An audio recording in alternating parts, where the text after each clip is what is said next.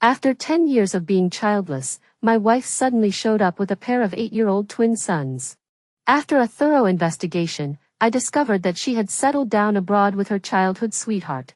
Mr. Smith and Mrs. Smith also frequently visit the United States to reunite with their family. Under the shock of this news, I angrily confronted her, demanding an explanation. Sophia cried out. 8 years ago, while on a business trip, I was drugged by someone. It was Luke who rushed to save me, and an accident led to the pregnancy. I suddenly recalled that in the second year of our marriage, she confessed to me after returning from a business trip that she had been drugged, but fortunately, everything was fine. At the time, I had comforted her and felt guilty for not accompanying her on the trip. With tears in my eyes. Why didn't you tell me the truth? Why did you keep the children? Sophia's expression changed slightly. I wanted to abort the child, so I went to the United States, but then an earthquake struck. Luke risked his life to dig me out of the rubble with his bare hands, and all 10 of his fingernails were torn off. Sophia grabbed my hand. Hwaiyan, Luke saved my life. His only wish was to keep the child. He also said he would stay in the United States forever and wouldn't interfere with your position. Hwaiyan, you've always been so generous. The child is innocent. I looked at Sophia with tears in my eyes. At 36, she still looked young and beautiful. As long as you never see them again, I won't divorce you. This is my greatest concession. I won't divorce you. Sophia let go of my hand, her eyes growing cold. But I have to be responsible for Luke and the child. I can't abandon them. I clenched my fists tightly, finally realizing that love cannot be taken back. Sophia, let's divorce. Sophia stood up abruptly, grabbed the car keys, and walked out the door, even taking down the wedding photo on her way out. Hwaiyan, Luke and I aren't having an affair. He saved my life. Why can't you accept him? Divorce at the drop of a hat? Do you think our feelings are a joke? I wiped away my tears, my heart aching with each beat. I'm not treating our feelings like a game. You are. Sophia's expression darkened, and she shot me an impatient glance. Ethan, we've been married for 10 years. We've weathered so many storms together. Can't you consider my feelings at all? I told you it was just an accident, not a romantic affair. Luke is only 2 years younger than you. He's never been as petty as you, staying abroad to take care of the children. Yet you're so demanding, insisting I abandon them. What did Luke do wrong? What did Noah and Liam do wrong? Why must you force me to be such a heartless, ruthless person? Her words hit me like a sledgehammer, leaving a dull ache that spread throughout my body. I closed my eyes. 20 years ago, Sophia and I grew up together as childhood sweethearts. 10 years ago, when the Smiths faced a crisis, I decisively brought my resources into the family and married into the Smiths. It took 6 long years of networking, drinking with people, enduring humiliation, and damaging my health to the point of liver disease before I managed to revive the Sue family business. All because Sophia witnessed a case where a woman bled to death during childbirth, leaving her with a deep-seated fear of giving birth. On our wedding day, she confessed her fears and expressed her desire to remain childless. I immediately underwent a vasectomy and told everyone I was infertile. Over the past decade, Mr. and Mrs. Smith have treated me with coldness and contempt, accusing me of ruining their daughter's youth. Everyone mocked me as a cowardly loser, praising Sophia for her loyalty and devotion to me. But she had a child 8 years ago, twins, no less. All my hard work and sacrifices were nothing but a joke. I held back the pain. Don't you think I'm a laughingstock now? The Smith Corp I worked so hard to save, for whom? As I spoke, tears poured out like a flood. A flash of guilt crossed Sophia's face. Hwaiyan, I'm sorry. I never expected things to turn out this way. I love you, but you don't understand. I glared at Sophia. How could I not understand? At first, perhaps she was just momentarily soft-hearted, or maybe she thought she could return to family life after having children. But when 2 soft, cuddly little bundles clung to her and called her Mom, her heart gradually softened day by day, and there was no longer any room for me. Sophia sighed deeply. Hwaiyan, I know you can't accept them right now. It's okay, I can give you time. If you're willing, they'll also treat you as their father and respect you in the future. Hwaiyan, you're already 36, and your health isn't good. Isn't it nice to have 2 children to care for you in your old age? When we're old, they can take care of the company for us, and we can travel freely. I stared at Sophia for a long time before speaking in a hoarse voice. Sophia, do you really think I can't have children? Is that why you need a wife and someone else's children to honor you? Why don't you just stab me in the heart with a sword? Would that look better, one stab at a time? Sophia's face flushed with anger. Ethan, why won't you try to understand me at all? Let me tell you, if you keep this up, I'm moving to Luke's place starting today. You can come back when you've come to your senses. She turned and walked out of the villa. As she stepped out the door, the phone rang. Sophia's gentle voice came through. Noah, Mrs. Mom. Yes, Mom knows. Be a good boy and listen to Dad.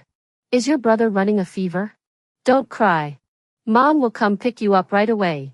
Sophia's tone changed, and her urgent voice faded away in the wind. Riverdale First Hospital. I stood at the ward door, my hands clenching unconsciously. Through the half-open door, Mr. Smith and Mrs. Smith were each comforting a little boy. Luke was comforting Sophia. The usually composed Sophia was crying miserably in Luke's arms. Luke, how could Liam end up like this? He's so young. What should we do? Luke's face flashed with grief. It's okay. I'm here. Leave everything to me. It's just kidney failure. I'll donate my kidney to Liam. He'll be fine. But a kidney transplant will affect your health. You're still so young. Mrs. Smith looked up at me and spoke coldly. You finally decided to come back. The child's condition is so serious, and you just left the company to go sightseeing. I didn't respond. Sophia hurried to smooth things over. Hwaiyan, you're back. Come and see Liam. He has acute kidney failure. She spoke, unable to hold back her tears. No matter how much anger I felt toward the adults, the child was innocent. I walked over to take a look at him. Sophia was crying. Hwaiyan, Dr. Brown said the best option is a kidney transplant, so. My gaze hardened as I looked at Sophia. Her eyes were filled with hope and pleading. Hwaiyan, your parents are getting old, and I'm a woman. I might not be a good match for Liam and could reject the transplant. What about you? My expression darkened, and I coldly looked at Sophia. So what? Are you asking me to donate my kidney to Liam? Sophia clung to my arm, pleading. Hwaiyan, Liam is also your child. You don't want him to suffer forever, do you? Hwaiyan, Liam is my life. Without him, I can't go on. Please, for the sake of our 20 years together, save Liam. She pulled at my pant leg and slowly knelt down, tears welling up in her eyes as she looked at me. Looking into those sorrowful eyes, I saw the Sophia of 10 years ago. At that time, all the workers had surrounded the company demanding their wages. Suppliers and material providers had even blocked the villa, occupying the sofas and bedrooms, holding steel pipes in their hands, threatening to smash the villa to pieces and burn it to the ground if they didn't get paid. At that time, Mr. Smith was hospitalized, and Mrs. Smith had gone into hiding. Sophia was also clinging to me, crying with tears streaming down her face. Hwaiyan, if the Smiths go down, I won't live either. I can't become their laughingstock. Hwaiyan, for the sake of our childhood friendship, please save the Sue family. At that time, I loved her deeply. So I decisively sold my shares in the Fu family company to help the Smiths repay their debts. Mr. Smith took the opportunity to propose that I marry into the Smith family. To prevent me from inheriting Smith Corp., he even signed a prenuptial agreement, stating that I was merely a son-in-law of the Smiths and voluntarily renounced all rights to inherit any assets of Smith Corp. My father, upon seeing this degrading agreement, kicked me out of the house and declared that if I dared to marry into the Smith family, he would disown me. At that time, Sophia was also crying bitterly and sorrowfully. Hwaiyan, it's my fault. Rest assured, I will make it up to you in the future. We are one as husband and wife. What's mine is yours, and the Smiths are also yours. It turned out she had kept her promise. Her child was my child, and my kidney was hers, so she could demand it without hesitation. A wave of sadness welled up in my heart. I had never felt so cold. Sophia, even if you no longer love me, you shouldn't hurt me like this. I couldn't contain my anger any longer and pushed Sophia away forcefully. Get out, Sophia. I'd rather cut out my kidney and feed it to a dog than transplant it to a bastard. Sophia was caught off guard and fell backward, colliding with the bedside table with a loud thud. She let out a scream, clutching her forehead as blood slowly seeped out. Before I could react, a fist struck my face, sending me stumbling backward and crashing into the wall. Stars danced before my eyes. You bastard! How dare you lay a hand on when you? Are you looking for death? She lunged forward, raising her foot to kick me in the waist. How dare you call the child of when you and me a bastard? I'll beat you to death. A searing pain shot through me. I tried to push away but my entire body was too weak to move. I curled up into a ball, gasping for breath. Just as the pain began to numb me, Sophia's urgent voice rang out. Luke, stop. You've hurt him. What about Liam? The blows ceased. I heard the man's frantic voice. How are you? Let me see. Luke gently blew on the wound. Didn't you say he was good to you? That he always listened to you? If I had known he would treat you like this, if you were living like this, I would never have left you. He tightly embraced Sophia, kissing her to comfort her. Mrs. Smith walked over and slapped me across the face. Useless piece of trash. How dare you abuse Sophia in front of me? My Sophia has been raised like a princess her whole life. When has anyone ever laid a finger on her? She slapped me again. Sophia hurriedly spoke up to stop her. Mom, stop hitting him. Huayan is not well. He can't take any more. Mr. Smith stepped in to mediate. Enough. We're all family. Let's just let it go. He came over to help me up. Huayan, I've watched you grow up. You've always been a kind-hearted child. Look, Sophia still loves you. Your mother hit you twice, and she's already heartbroken. I forced myself to sit down on the chair, my gaze fixed on Luke, who was hugging Sophia. He looked at me, his eyes flickering with pain. The person you care about most is Ethan, right? So your aunt hit you a couple of times and you felt sorry for her? Just because the Smiths had an accident back then and I couldn't come back in time to help you, does that mean I'll never have a place in your heart? Soph, I thought that as long as I tried my best to make it up to you, as long as I didn't compete or fight for your happiness, you'd see my true feelings.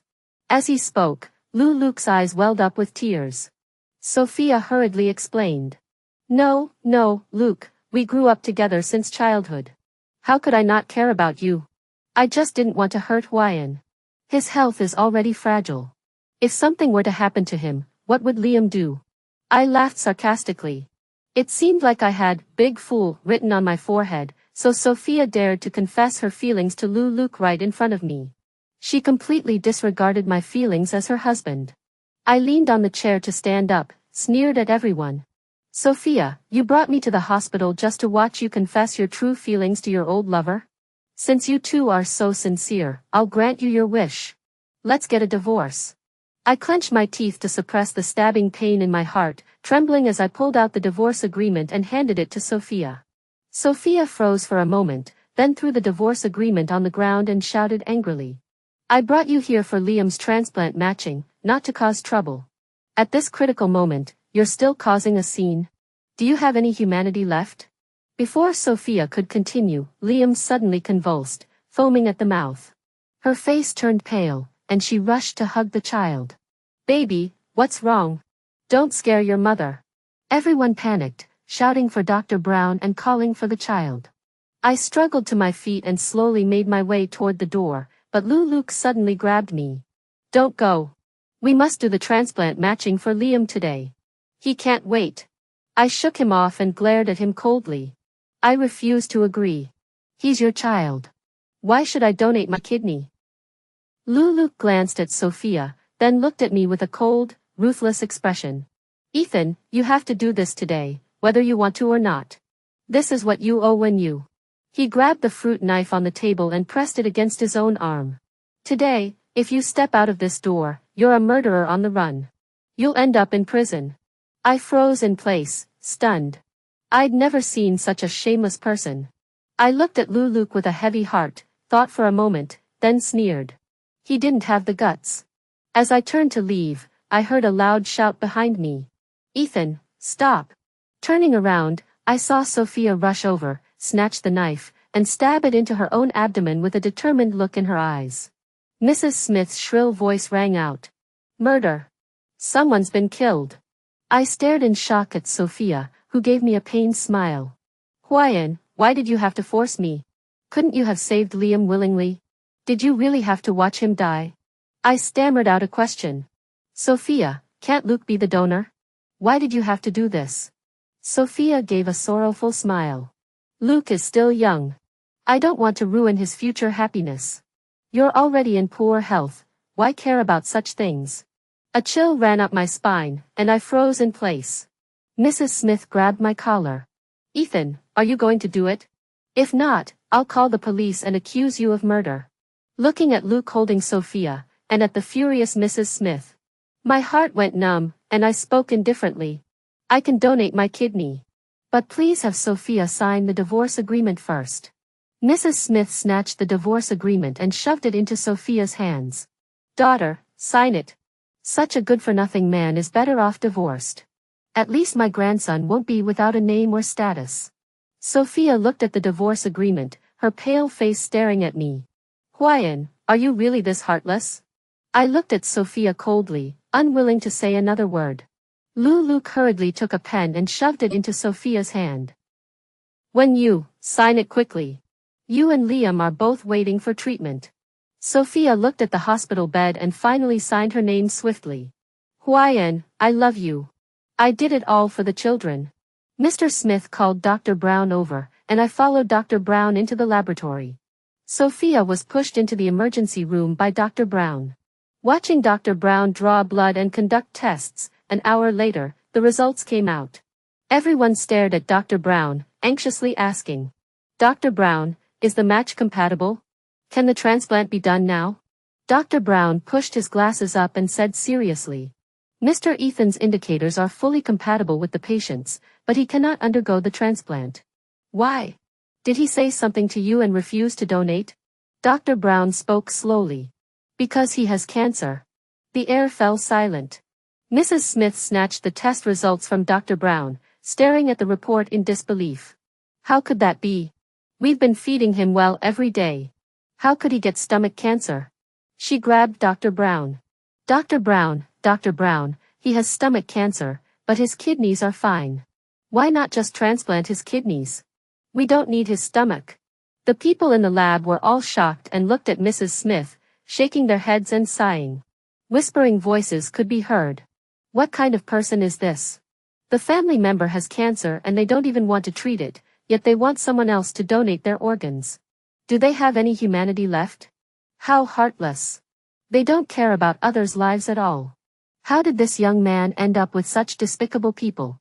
Dr. Brown gently pushed Mrs. Smith's hand away. Madam, there is a 60% chance of recovery for stomach cancer. If we perform a transplant, Mr. Ethan's physical condition will deteriorate rapidly, and the cancer cells will spread quickly. There would be no chance of survival, it would be a death sentence. He pushed his glasses up and added. Moreover, cancer patients have dormant cancer cells that can metastasize. The kidneys are no exception. If there are mutated cancer cells in the kidneys, the transplant would only accelerate the recipient's death. Hearing Dr. Brown's words, Mrs. Smith finally let go of his hand and spat angrily. You're such a useless piece of trash. The Smiths raised you for 10 years, feeding you nothing but the finest foods, and now you have cancer. You're like a wild boar who can't handle refined grains, you were meant to be poor. As Mrs. Smith continued her rant, a trembling voice suddenly echoed. Hwaiyan, you have stomach cancer? Everyone turned to look at the hallway. Sophia, dressed in a hospital gown, was supporting Luke as he walked slowly toward us. Her eyes were filled with tears as she looked at me sorrowfully. Hwaiyan, it can't be true. It must be a misdiagnosis. You just have a bad stomach. How could you have stomach cancer? She then turned to Dr. Brown. Dr. Brown, please test again. It must be a misunderstanding. My husband just has severe gastritis. How could it be stomach cancer? Dr. Brown, who had seen many life and death situations, spoke calmly. Miss Sue, we tested twice to confirm the diagnosis. Our hospital uses imported equipment, so the chance of a misdiagnosis is almost zero. Dr. Brown looked at me and said, Mr. Fu, the location of your stomach cancer is favorable. With active treatment, your chances of recovery are high. We'll process your discharge paperwork immediately. I smiled and shook my head.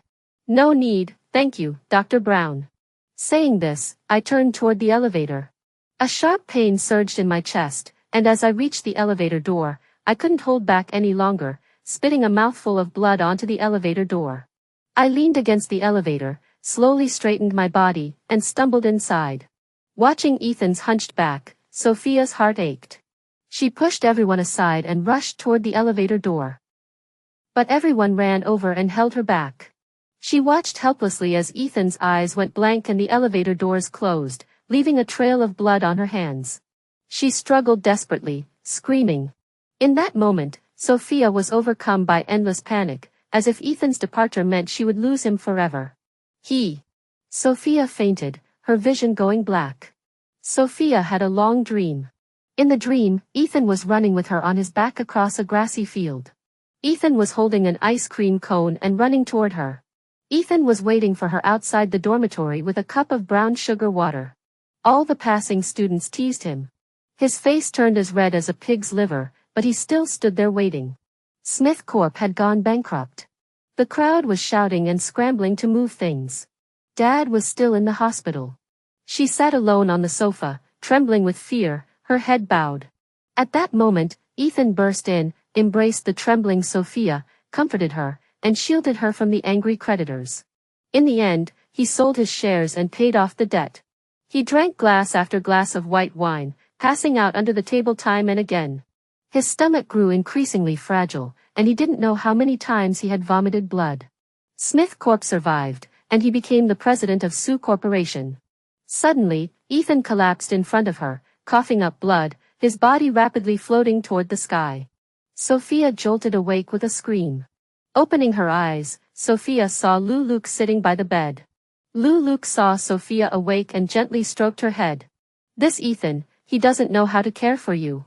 Just for the transplant, he had to cause such a commotion. Sophia finally thought of Liam and hurriedly asked. Luke, has Liam woken up? How is he? If it comes to that, you should donate your organs to Liam. Don't worry, I'll find the best Dr. Brown to help you with your recovery. Lou Luke avoided her gaze for a moment before saying. It's okay, Liam is fine. Don't worry. Sophia grew anxious. Luke, don't try to comfort me. Liam was unconscious just now.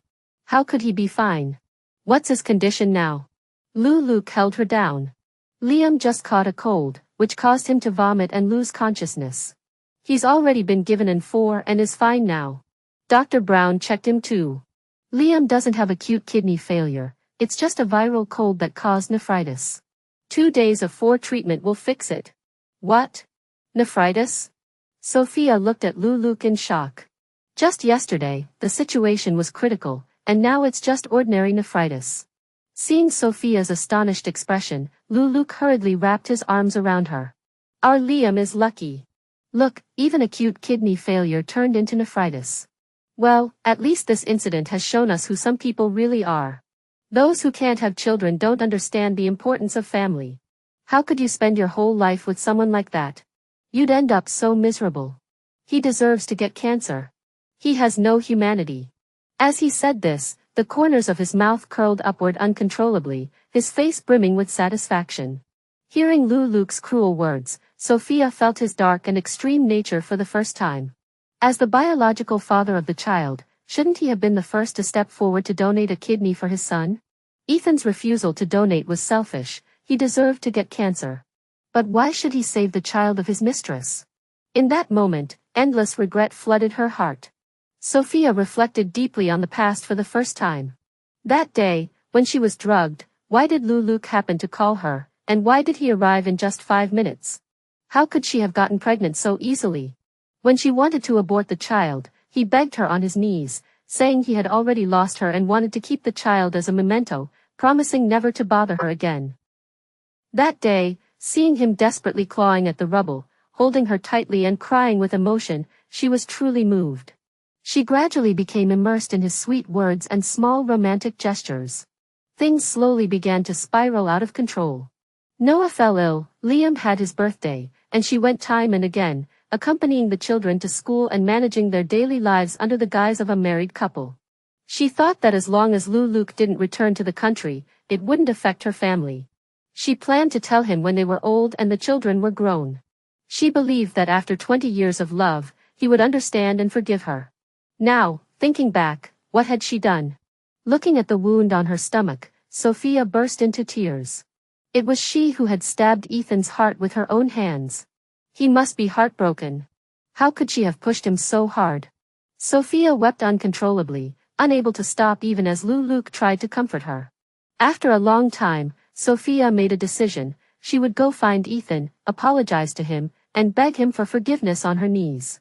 She would follow his wishes and never see Luke again. She would accompany him to the hospital, go to Kyoto, and even to the United States. She would do everything in her power to cure him and never lose the man who loved her most in the world. After thinking everything through, Sophia wiped away her tears and looked at Luke, speaking slowly. Luke, take the children back to the United States. Don't come back. I'll send you the living expenses every month. Luke jumped to his feet, staring at Sophia with wide eyes. Sophia, are you kicking us out? Noah, Liam is your child. You're shirking your responsibilities and don't want to take care of them. Are you even a mother? Ethan is just playing games, trying to force us to leave. How could you be so love-struck and fall into his trap? Sophia looked at Luke in shock. She had thought he would say something sad and express his reluctance to leave, but instead he started accusing her and slandering Ethan. It was he who had said he would raise the children independently and wouldn't return to disrupt their lives. Why had everything changed? Luke, what promises did you make back then? You said you'd never interfere with me and Hwaian, that you'd take care of the baby yourself. What do you mean now? Luke shifted his gaze and adopted a gentle expression. It's okay, sophomore.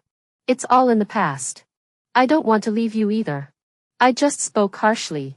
All right, don't overthink it. He's just a sickly man. It's better he's gone. Now we can be together as a family of 4. Sophia's expression darkened. Luke, you must really want Ethan to leave. Of course. That means I can be with you openly. Sophia suddenly understood everything. Her eyes turned cold, and she slapped Luke across the face. Luke, didn't I tell you not to even think about replacing Ethan? He's someone you'll never be able to replace. She pushed Luke away. You have 1 day to go back to the US. Otherwise, I'll freeze your account immediately. Sophia rang the bell and pointed at Ethan. Get him out of here right now. I don't want to see him anymore. The bodyguard immediately stepped forward and escorted Luke out. Luke shouted back. Sophia, I gave up my career for you, living alone abroad as a house husband. You can't be so heartless to me. Sophia raised her eyes and coldly looked at the struggling Luke. Luke, first of all, I never asked you to give up your career. Second, you were the one who said you wanted to take care of the children alone. You haven't forgotten our agreement, have you? Luke's gaze shifted nervously. He had spent so much effort convincing Sophia to have a child, believing that with his sweet talk and the child, Sophia would eventually abandon Ethan, that good-for-nothing. But he never expected that as soon as Ethan left, she would turn on him so ruthlessly. He was determined to take over Smith Corp and become the legitimate president under the Sioux name. Sophia wanted to send him back to the US to reunite with Ethan. It wouldn't be that easy. Luke's eyes darted around, and with reddened eyes, he said, All right, Sophia, I love you, so I'll do as you say. I'll return to the US immediately and never come back. Liam's health is fragile, I'll leave him in your care. He pretended to turn and walk away. Just then, the door burst open with a loud bang. Liam, tears streaming down his face, clung to Luke. Daddy, are you abandoning Liam? You said that as long as Liam is sick, Mom would drive away that bad person. Daddy, I don't want you to leave. You promised that as long as Liam drinks the bitter medicine, Mom would be with us. Sophia's face turned pale instantly, and she looked at Luke in shock. Luke, what medicine did you give Liam? Luke was thinking, when Liam suddenly shouted. It's that bitter medicine. It makes my stomach hurt so much. Mom, don't let Dad leave. I don't want to drink the bitter medicine. My stomach hurts so much. Sophia's eyes narrowed sharply. In ancient times, women would use their children's illnesses to compete for favor, but she never expected such underhanded tactics in the 21st century. Sophia turned to the bodyguard. Take Luke to the police station immediately. Have the police investigate what medicine Liam drank and the matter of me being drugged. By now, Sophia had fully come to her senses. Back then, Mr. Clark had gambled away the family fortune, so when her family was in trouble, Luke quickly fled abroad. Later, seeing that the Sue family was stable, he set his sights on her, hoping to use her son to climb the social ladder and take over Smith Corp. What about giving up his career? He was just a lazy playboy with no real ambitions. All he knew was how to eat, drink, and play, and how to please women. Thinking of this, Sophia slapped herself across the face. Then she slapped herself again. Luke was a reckless and cunning playboy, yet she had wasted 8 years with such a man, squandering her husband's hard-earned money and breaking his heart. At that moment, Sophia wanted to take a knife and stab herself again. I followed the gang to the Grand Canyon and the Rocky Mountains. Although my body felt a bit uncomfortable, I managed to get through it thanks to a few kind-hearted people along the way. I don't know how much chance I have against my cancer, but I've worked hard all my life, and I just want to fulfill my dreams while I still can. Before, I was always busy, and Sophia would smile and say that once the company was doing well, she'd come with me to the Grand Canyon for a month to make it up to me. But now that things are going well for the Sue family, she's busy with someone else. We spent 10 days at the Grand Canyon, where people of all ages were part of the group. Dancing and partying with the young people, playing chess with the elderly at night, life suddenly felt light and carefree. Just as we were having a good time, my father called. As soon as I answered, he unleashed a torrent of scolding. You good-for-nothing brat. You're getting more and more daring. You're hiding your illness from your own father. Do you want me to bury you before I die? He began to sob and choke on his words. Hearing his voice on the other end, filled with tears, my heart ached. Dad, I'm sorry. You've been sorry to me for years. Send me your location now, and I'll send a helicopter to pick you up immediately. I helplessly pulled up my location and sent it to him. An hour later, the helicopter landed on the grassland. My father stepped out and walked toward me with long strides. He embraced me tightly, his wrinkled face filled with concern. Son, why are you so foolish? Why didn't you tell your father? If anything happened to you, how would your sister and I live? At that moment, I noticed my sister standing behind my father, tears streaming down her face as she looked at me. Foolish brother, your father has missed you so much these past years. Why didn't you just come home and make amends? I felt ashamed and tears streamed down my face. I was afraid they would scold me for being unfilial and call me a good-for-nothing. I couldn't face them. Back then, I still sold 30% of the shares in Foo's company, nearly causing it to collapse. It was Emma and my father who supported the company, allowing Ford Group to thrive as it does today. My father and Emma didn't linger for a moment. They immediately sent me to the United States for expert treatment. On the plane, I learned that after I left, Sophia had been frantically searching for me, which is why she called my father, who then found out about my illness. I also found out that she had broken up with Luke. It turned out that everything had been orchestrated by Luke.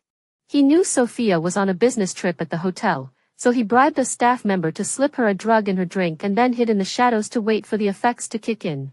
When he saw Sophia stumbling into the room, he pretended to call and check on her, then used the excuse of taking care of her to enter the room as well. That day, he gave Sophia 3 times the usual dose of the drug, so it's no wonder she was disoriented. What's even more ridiculous is that Luke, to be extra cautious, had already prepared IVF embryos in advance. That night, while Sophia was unconscious, he implanted the embryos into her body, 2 at once. Therefore, Noah Liam is not Sophia's biological child. Which mother would ever suspect that the child she gave birth to is not her own? If it weren't for Luke's impatience, in another 10 years, Sophia would have handed over Smith Corp to her twin sons, and then he could have taken over Smith Corp without lifting a finger, achieving financial freedom. According to Liam's account, Luke is also suspected of child abuse. He gave Liam medication that stimulates the kidneys, which is why Liam had a sallow complexion and suddenly developed nephritis, with symptoms occasionally resembling acute kidney failure. In the end, Luke was sentenced to 12 years in prison for 2 crimes. Noah, Liam, and Sophia were sent to an orphanage. Sophia went crazy, searching everywhere for me. The company was in disarray, and within just a few days, morale was plummeting. Upon hearing this news, I remained calm. Everyone has their own karma. I saved her once, I won't save her again. Upon arriving at St. Diana Hospital, the experts had been waiting for some time. I quickly changed into sterile attire and began a comprehensive examination. 2 hours later, the results were out. The cancer cells had not yet metastasized, it was at the critical point between early and mid-stage. As long as I actively undergo treatment, there is no life-threatening danger.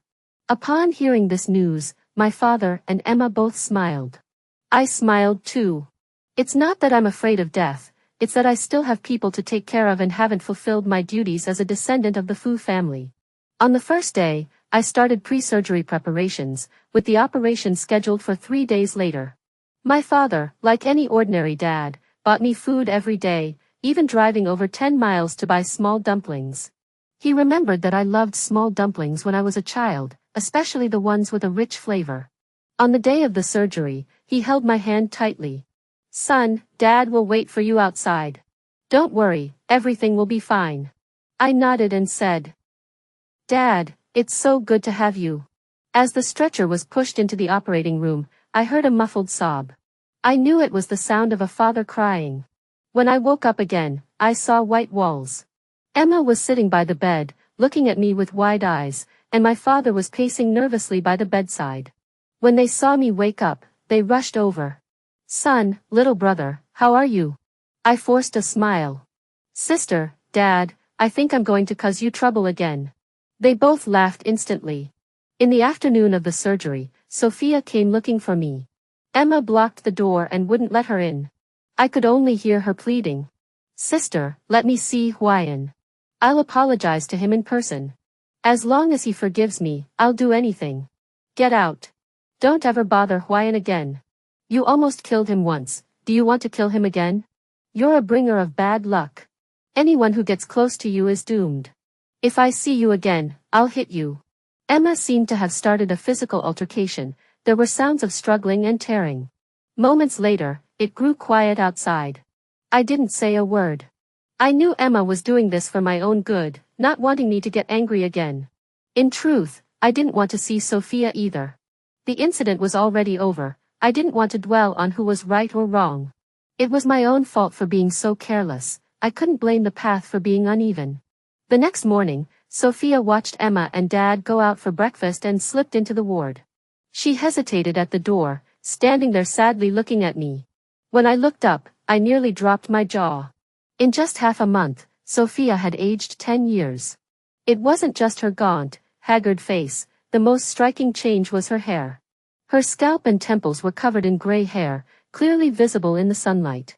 No wonder, after raising her for 8 years, such a blow was indeed devastating.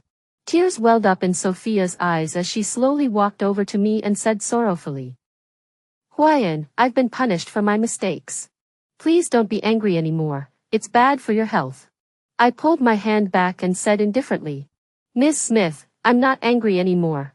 I made the mistake, so I'll take responsibility for it. It's not a big deal." Sophia sat on the edge of the bed, gently stroking my hair. "Hwaiyan, I know I've wronged you, and I don't expect you to forgive me. I just want to make it up to you. Let me take care of you, okay?" She added, "Don't worry, as soon as you're better, I'll leave immediately and never bother you again. I just want to take care of you. You got cancer because of the Smiths, and I feel so guilty toward you." I looked at Sophia with a cold smile. She was still so selfish. I didn't believe she loved me or couldn't bear to leave me now. She was just deceived and couldn't accept it, so she was seeking solace from me. I stared at Sophia expressionlessly. "Sophia, I forgive you. Leave. Don't ever show your face to me again. You disgust me." Sophia's tears fell steadily. "Hwaiyan, our 20 years of love, can you really let it go? Hwaiyan, you were so good to me before, willing to give your life for me. Why can't you forgive me this once? I truly know I was wrong. You're the one who truly loves me." I scoffed. Before, I was willing to give my life for her. That was because I loved her. But when she stabbed herself with a knife and falsely accused me of killing my wife, my love for her vanished completely. I gave my life for the girl I loved. The Sophia I see now only makes me feel disgusted. I wouldn't even want to look at her, let alone give my life for her. Sophia was still clinging to me, begging desperately, when Emma suddenly burst in and slapped her across the face. You slut, did you forget my warning yesterday? The Fu family doesn't want a woman like you who's so promiscuous. Go find your bastard child. Sophia covered her face and pleaded with Emma. Sister, I really know I was wrong. I'll treat Huayan well from now on. Please don't kick me out. Emma pushed Sophia away with a slap. Miss Su, stop shouting. You and Huayan are already divorced. I don't need a promiscuous sister-in-law like you. Emma pushed Sophia out the door. Emma turned to look at me with a stern expression. Huayan, you won't soften your heart and forgive her, will you? I sighed bitterly. Emma, I'm love-struck, not stupid. Now that my love-struck brain has been snapped out of it, I won't be fooled again. Don't worry. Emma smiled with relief upon hearing my words. Sophia remained undeterred, waiting in the hallway every day. Emma scolded and chased her away, but eventually grew tired of it and let her be. Sophia cooked soup every day and delivered it to the hospital room door.